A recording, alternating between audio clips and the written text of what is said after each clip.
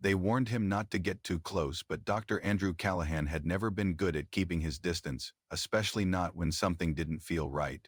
The moment he stepped into room 407, the air changed, cold, still, watching, like the walls themselves were holding their breath. The woman in the bed looked like porcelain carved by grief and time, immaculate, fragile, untouchable. Evelyn Hartley, age 32, a billionaire tech heiress, once splashed across Forbes and fashion magazines, now reduced to wires, machines, and silence. She had been in a coma for 8 weeks, her accident classified as undetermined trauma. No visitors, no flowers, not even a get well card, just an NDA stapled to her chart and a red-tagged file locked inside the hospital's restricted records. Wing, most doctors avoided her, not because of the coma, but because of what followed it: rumors. The last intern who worked on her case quit the residency program without explanation. A senior nurse transferred floors after claiming she heard Evelyn speak when all monitors said her brain was flatlining, but Andrew didn't believe in ghost stories. He believed in evidence, in human instincts, in the subtle things others missed, and that's exactly why room 407 called to him. He wasn't supposed to be here, not really. Technically, it was Nurse Chambers' rotation, but she called in sick that morning, a sudden migraine, she claimed. Though her pale face and trembling voice told a different story, Andrew volunteered to step in, eager. Maybe curious? Absolutely. Something about the woman in 407 tugged at the back of his mind like a loose thread he couldn't ignore. As he walked toward her bedside, the machines hummed their mechanical lullaby: pulse rate, oxygen flow, sedation levels, all stable, all unchanging. He checked the chart, vitals normal, but when he peeled back the covers and carefully lifted the edge of her hospital gown to inspect the surgical site across her ribs, his breath hitched. There it was, a scar. Not the surgical one noted in her file. This one was fresher, jagged, still pink, almost like someone had cut her open again recently, but no one had logged it. No one mentioned it. Andrew's hands froze mid-air. He stared at the scar, then at the chart, flipping pages. No new procedures, no external consults, no incident reports. That kind of discrepancy wasn't just a clerical error. It was deliberate, covered, erased. He leaned in closer, inspecting the wound. It was healing cleanly. Whoever stitched it up knew what they were doing. But that begged a more dangerous question: who had touched her without logging it? And why? Suddenly, Evelyn shifted, just a twitch, a subtle spasm in her left hand. It could have been a nerve reflex, easily dismissed, but Andrew had been trained. 2 spot patterns in silence. This wasn't random. It was purposeful. Her fingers curled, just slightly, then relaxed. He looked at her face, eyes closed, no change in monitors. Still, something wasn't right. He pressed the nurse call button. "I'm going to need a neuro check," he told the charge nurse over the intercom. "For room 407? She replied, surprised. "Vitals are stable, I know," but she moved. There was a pause, then a sigh. "You're not the first to say that. I'll send someone." He hung up, unsettled. Evelyn lay motionless again, like nothing had happened. But he had seen it, felt it. That movement wasn't involuntary. It was communication, raw, fractured, desperate. And then came the second shock. As Andrew resecured the bandages around her chest, his wrist brushed her arm. At that exact moment, the monitor let out a single sharp beep. Not an alarm, not a warning, just a spike, a blip, a heartbeat's reaction to a touch. He froze. Coincidence? No, her heart rate had risen by 5 beats. Then it dropped again, flat, steady, like it had acknowledged him and then retreated. He looked at her face again. Was it just the angle, or had her eyelids twitched? Andrew stepped back, suddenly aware of how alone he was in that room. The fluorescent lights above seemed colder. Now, outside, thunder rumbled, distant and low. A storm was coming. He backed toward the door, but something made him stop. He turned and looked once more. She lay there, peaceful, asleep, and yet present, alive in a way that wasn't medical. He felt it deep in his gut. Then the whisper came, so soft he nearly missed it. A dry breath, more air than sound, but unmistakable. Andrew, his name. His heart dropped to his stomach. No one had said his name in this room, not aloud, not near her. And yet, She had whispered it like a secret she wasn't supposed to know. He stumbled back, bumping into the four-pole. The machines didn't register anything unusual. No brain activity. No speech. Nothing that would indicate consciousness, but she had spoken or hallucinated. Or maybe. Someone was lying. He didn't sleep that night. The whisper haunted him. The scar gnawed at him. The twitch replayed in his mind like a silent scream. By morning, he had made up his mind. Something was deeply wrong with the Evelyn Hartley case, and he was going to find out what, even if it meant breaking every rule in the hospital to do it. It wasn't just a reflex. Andrew kept telling himself that as he stared at the ceiling in his small on-call room, the whisper echoing in his head like a warning siren buried beneath water. Her voice, dry, broken, barely audible, had said his name, not screamed, not groaned, not muttered nonsense. His name, and that terrified him more than anything he had encountered in med school or residency. It wasn't medically possible. At least, not based on the flatline DEG, the unresponsive neuroscans, or the frozen prognosis the specialists had written off weeks ago. But the moment Evelyn Hartley's lips parted and let that ghost of a syllable out, something shifted inside. Andrew, something primal, fear, yes, but also duty, not medical protocol. Something deeper, human.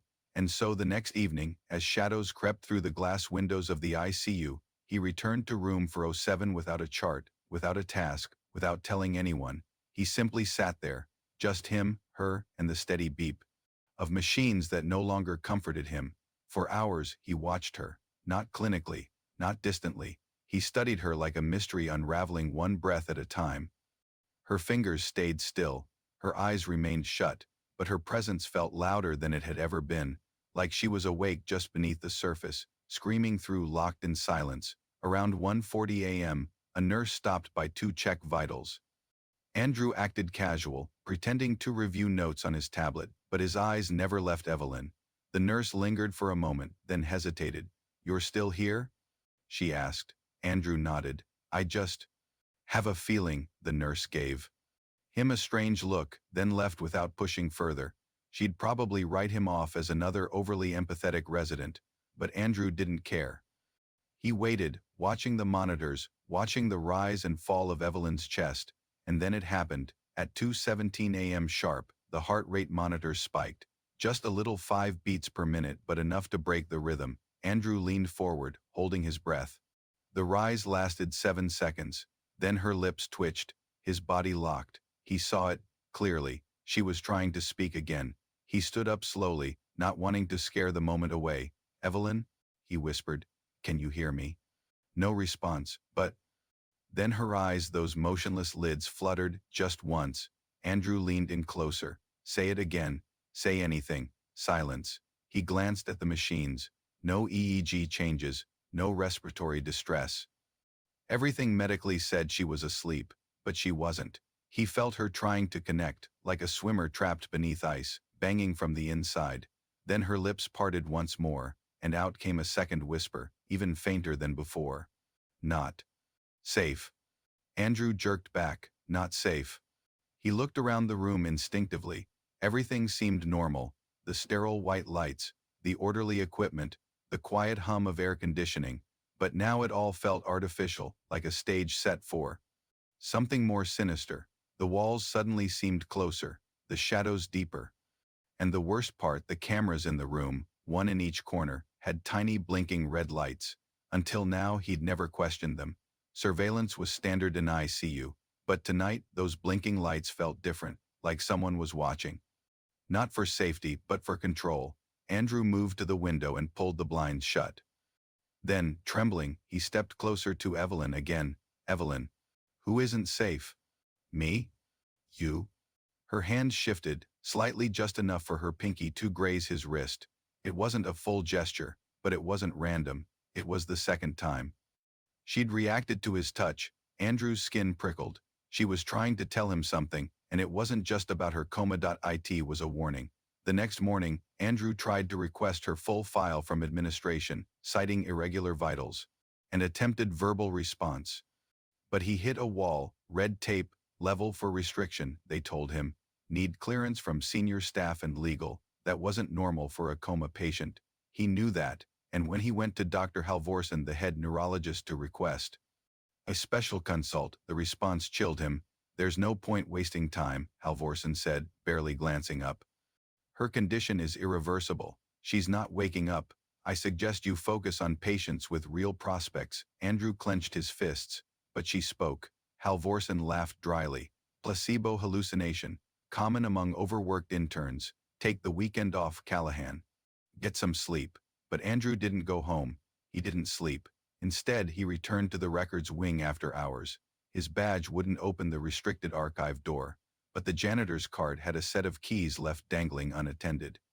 For just a second too long, inside, the files weren't digital. That made sense now. Whoever was hiding Evelyn's truth didn't want a traceable footprint. He found a thick manila folder labeled Hartley, Evelyn Internal Advisory File, stamped across the front in bold red, "Confidential Federal Hold." His pulse thundered. Inside were scans, notes, and something far worse: photos, not medical. Photos, surveillance stills, Evelyn at a private gala, Evelyn at an airport, Evelyn talking to a man whose face was blurred out. The last photo showed her in the back seat of a black SUV with the timestamp from 2 hours before her supposed accident, and at the bottom of the file was a single sticky note: "If she wakes up, terminate." Andrew staggered backward, the folder slipping from his hands. He wasn't just treating a patient. He was walking into a storm that had already claimed lives, and someone out there didn't want Evelyn to open her eyes. But she had, and she was calling his name. The folder slipped from Andrew's trembling hands and hit the linoleum floor with a soft thud, its contents fanning out like scattered puzzle pieces of a truth someone had buried deep enough to drown it, but not deep enough to keep it. From gasping for breath, his breath hitched as his eyes scanned the pages again. This wasn't a patient file. It was a threat assessment, a federal surveillance report, a classified briefing. Evelyn Hartley had never just been a coma patient in need of care. She was a woman they had tried to erase, to silence permanently, and now Andrew knew too much. The sticky note at the bottom of the file, the one that read "If she wakes up, terminate," burned itself into his memory like a brand. It was confirmation of what his gut had been screaming since day one. Evelyn wasn't in that coma by accident. She'd been targeted, and someone powerful wanted to make sure she never woke up again. His hands moved quickly now, snapping pictures of each page with his phone, heart pounding against his ribs like a war drum. FBI seals, off-the-record memos, sealed CT scan reports showing foreign object not disclosed to patient chest cavity region. It didn't make sense. Why would there be something inside her chest that wasn't part of the surgery records? Then it clicked. That scar, the one no one could explain, the one he'd found when changing her bandages, that hadn't been a recovery wound. It had been a second surgery, done in secret, hidden from the system, and it hadn't been done to save her life. It had been done to plant something. A flash of memory slammed into him, her heart rate spiked when he touched the scar. The moment her eyes twitched. The whisper, "Not safe." It wasn't just a warning about people. It was about herself, about what they put inside her. Andrew shoved the files back together and slipped out of the records room, careful not to trip the motion sensor above the exit door. He couldn't risk uploading the photos through the hospital's Wi-Fi. Everything was monitored. Instead, he drove 3 miles out of Westbridge Medical to a local diner, parked in the back lot under a broken streetlight, and used a VPN to send the images to a private encrypted server he'd used once in med school during a whistleblower case. Then he deleted everything from his phone: photos, cache, metadata, even the VPN. Back at the hospital, room 407 was quiet again. Too quiet. Andrew stepped in, his shoes barely making a sound on the polished floor. Evelyn was still. Her chest rose and fell under the thin blue blanket, but now every breath seemed heavier, like she was carrying something she wasn't meant to bear. He approached slowly, gently placing a stethoscope against her ribs, just over the scar, not for diagnostics, just to listen. There it was, not just the heartbeat, something irregular beneath it, a faint click, mechanical, timed, not with her pulse, but against it, like an alien rhythm ticking beneath the surface. He pulled back, shaken. Whatever was inside her, it wasn't just metal or bone or stitching. It was technology, planted, monitored, possibly even dangerous. But why? Why would someone implant something in a woman they wanted to eliminate? And why put it in a billionaire who had disappeared from the public eye weeks before the so-called accident? Unless they didn't want her dead, they wanted to use her. Andrew's mind raced. What if the coma wasn't a side effect? What if it was intentional? A medically induced trap, a vessel carrying something dangerous, waiting for the right time or person to trigger it. And by interacting with her, by waking her even slightly, he may have become the variable they didn't account for. Suddenly the door behind him opened. Andrew spun. It was Dr. Halvorsen. Too late to hide. Halvorsen looked at him for a moment, then closed the door behind him with a click. "You've been busy," he said calmly. Andrew didn't answer. "You're asking questions, digging into things that aren't yours to touch." "I'm her doctor," Andrew said, voice low but firm. "I touched a wound that isn't in her file. I heard her speak when she's supposed to be brain dead, and I found surveillance photos in a hospital that's supposed to heal people, not bury them." Halvorsen's expression didn't change. "You're a child, Callahan. You think truth is something you can chase in your white coat and sneakers. You have no idea the kind of fire you've stumbled into. What's inside her?" Andrew snapped. A pause. Then Halvorsen smiled, cold and precise. "Something valuable. Two people far above your pay grade." Andrew's blood ran cold. "She's in danger," he said. "You know it. And if she wakes up fully, she won't." Halvorsen cut in. "Not unless you force it. And if you do, let's just say, others will come. People who don't ask questions. People who clean messes." A silence stretched between them. Then Halvorsen stepped closer. "You should take a few days off. Clear your head. We'll assign someone else to her rotation. Someone who understands how to follow orders." Andrew looked down at Evelyn. Then, "Back up." "No," he said. Halvorsen narrowed his eyes. "Don't be foolish." Andrew's voice didn't shake. "If she's carrying something that dangerous, you can't just leave her here defenseless." "I won't walk away." Halvorsen stared at him for a moment. Then he nodded slowly, almost disappointed. "You just signed your own report," he said. "Don't say I didn't warn you." He turned and left. Andrew locked the door behind him, heart racing. The truth wasn't just buried in Evelyn's past, it was sewn into her body, waiting to detonate. And now the people who wanted it hidden knew that he knew. But Evelyn had chosen him. She whispered his name. She moved for him, and he wouldn't let her down. Not now, not ever.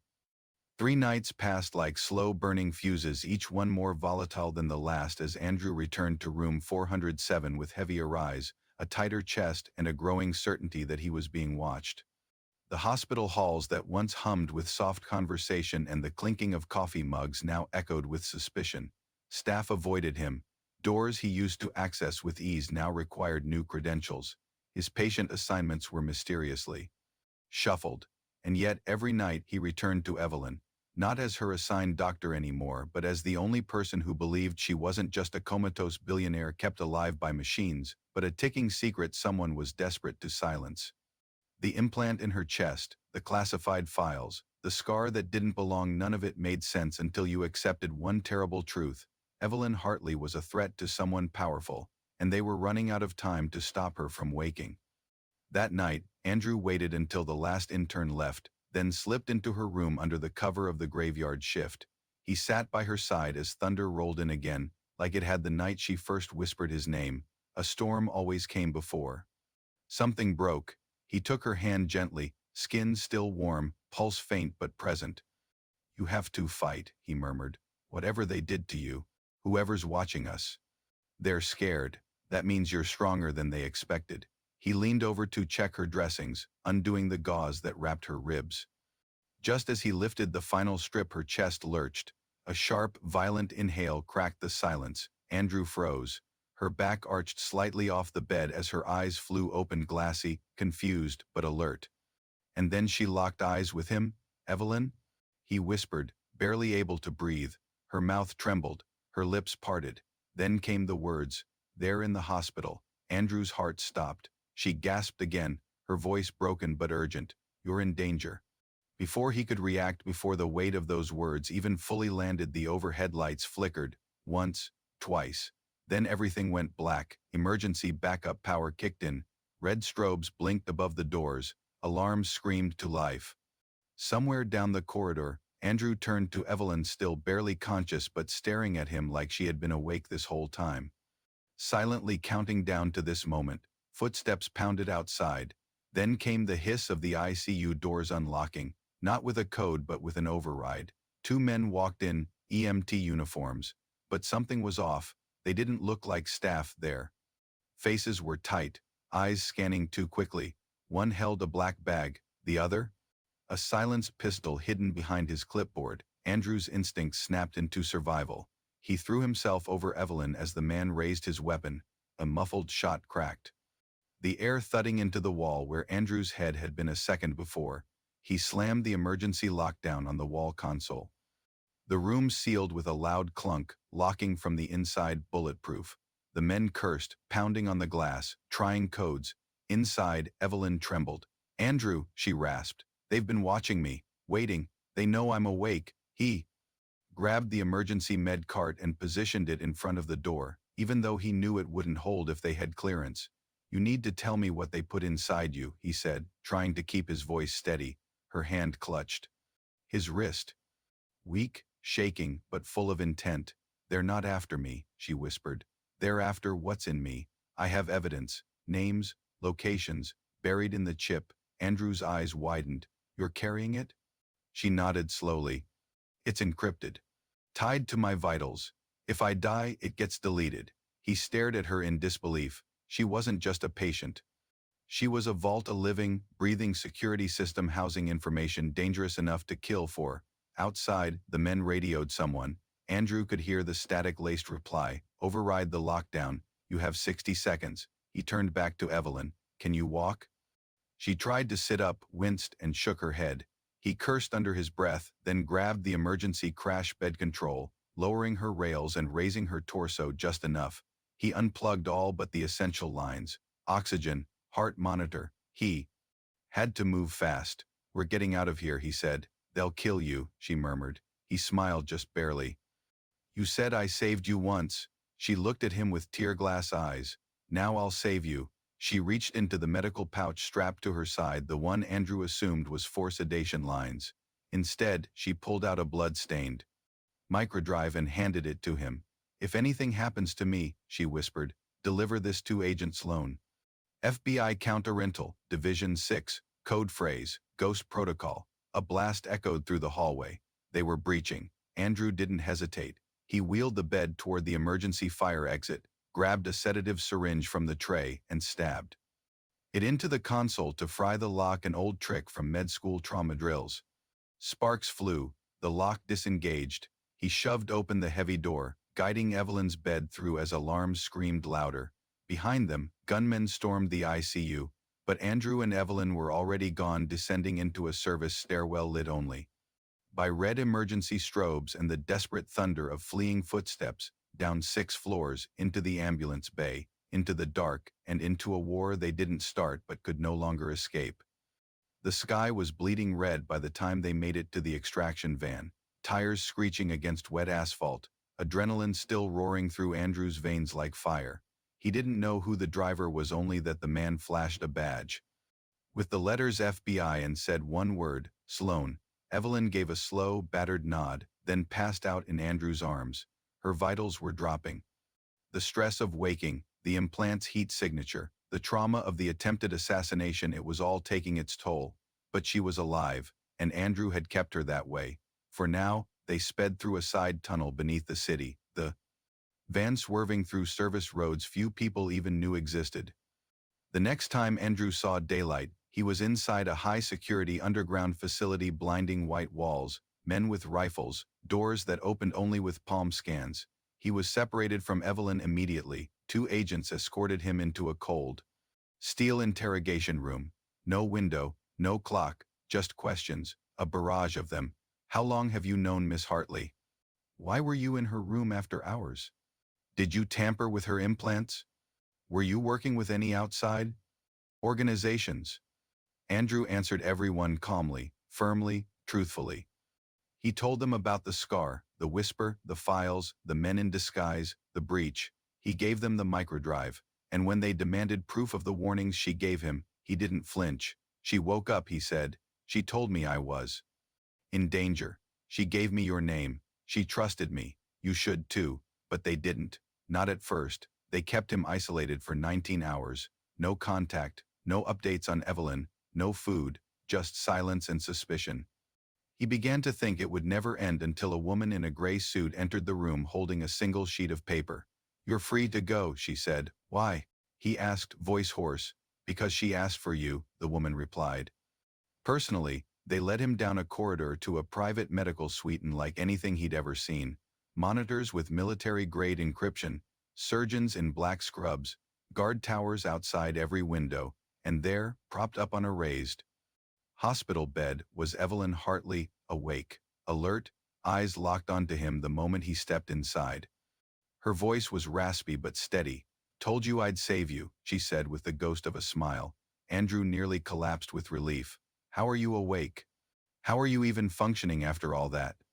Evelyn reached for his hand. "Because I wasn't asleep." "Not really. They sedated me, yes. Tried to keep me under until the data transfer finished. But my body fought it. My mind waited. And when I heard you speak to me that first night, I knew I had one chance." Andrew sat beside her. "What is this all really about?" She glanced at the agent standing by the door, then leaned in closer.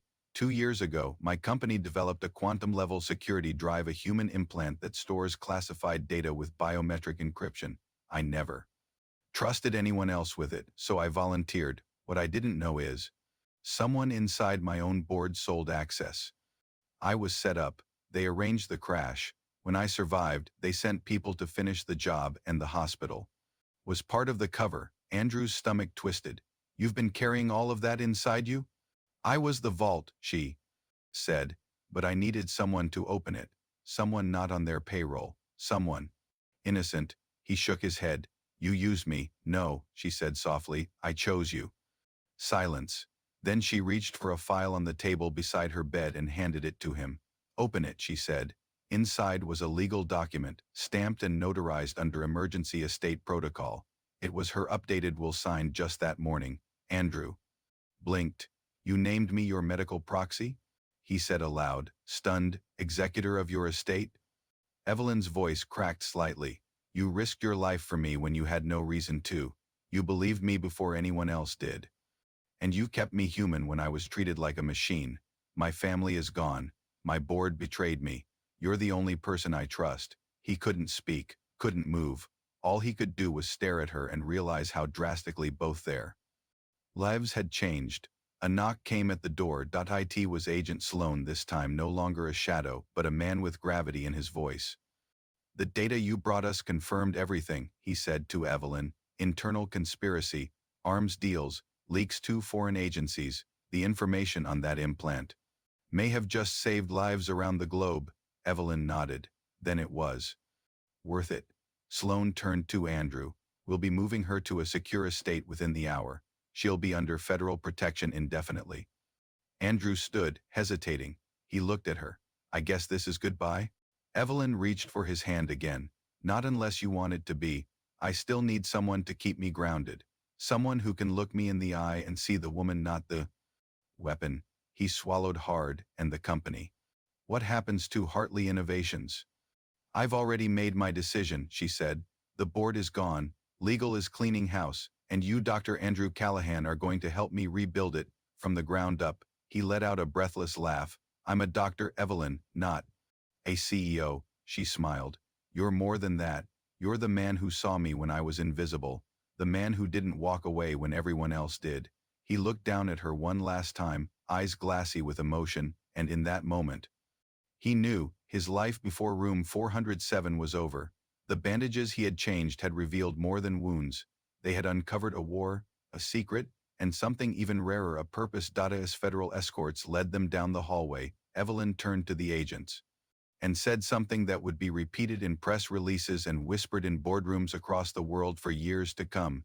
"The young doctor didn't just change my bandages, he changed my life."